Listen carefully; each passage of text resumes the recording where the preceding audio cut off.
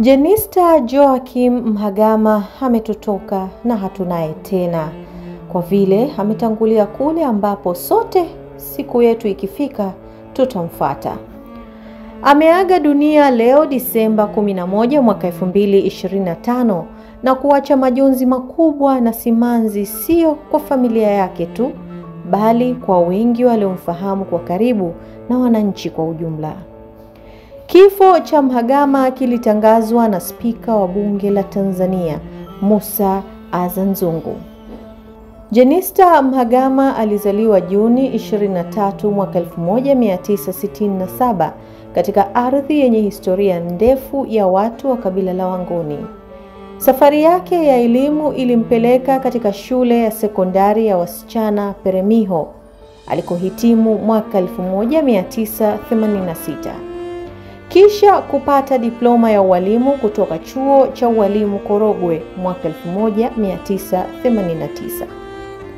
Kabla ya siasa, Jenista alianza kwenye taaluma ya ualimu, akihudumu kwa miaka 6 tangu mwaka 1991 mpaka mwaka 1997.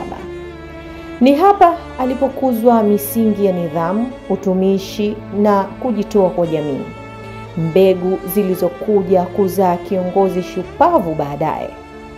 Jenista aliingia rasmi kwenye Chama cha Mapinduzi CCM mwaka 1987. Akapanda ngazi hatua kwa hatua katika jumuiya za vijana na wanawake. Mwaka 2000 aliteuliwa kwa mara ya kwanza kuwa mbunge wa viti maalum, na hapo safari yake ya uongozi wa kitaifa ikaanza kufunguka. Uchapakazi wake ukamvusha zaidi katika mchujo mwaka 2005 alipomshinda aliyekuwa waziri wa fedha kwa wakati huo, Simon Mbilinyi, na kujipatia nafasi ya kuiwakilisha CCM jimbo la Peremiho. Uchambuzi wa bunge ulionyesha alikuwa miongoni mwa wabunge waliotoa michango mingi zaidi kwenye mijadala ya kitaifa. Jenista Mhagama ametumikia serikali chini ya marais watatu mfululizo. Utawala wa Rais Jakaya Kikwete alikuwa kama naibu waziri wa elimu na mafunzo ya ufundi toka mwaka 2014 mpaka 2015. Baadaye waziri wa nchi, ofisi ya waziri mkuu, sera, uratibu na bunge.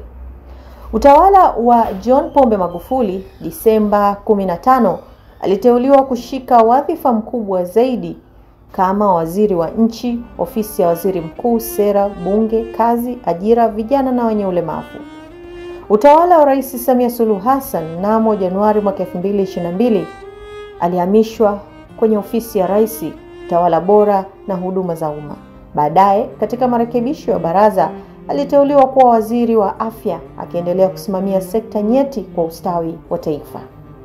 Kwa miaka mingi Jenista Mhagama amebaki kuwa sauti ya uongozi thabiti, mwanamke jasiri na mfano wa namna gani kujitoa kwa wananchi kunavyoweza kubadilisha jamii.